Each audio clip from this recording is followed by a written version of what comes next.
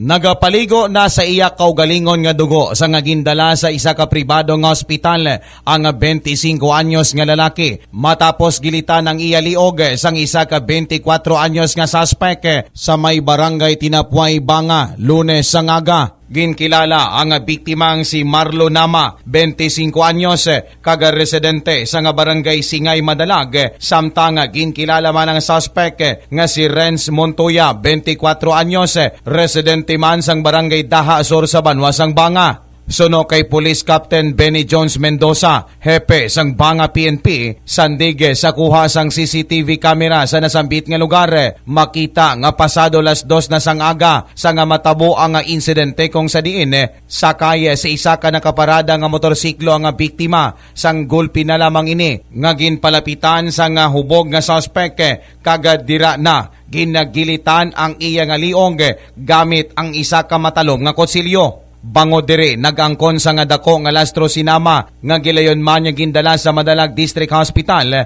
antes nga ginlipat sa isa ka pribadong ospital sa Banwa sang Kalibo. Dugang pasang mga otoridad nga sa karon nagapabilin nga yara sa ICU ang biktima samtang gilayon Manila nga naresto nga suspect didto sila nga puloy-an matapos ang ginkasa nga manhunt operation.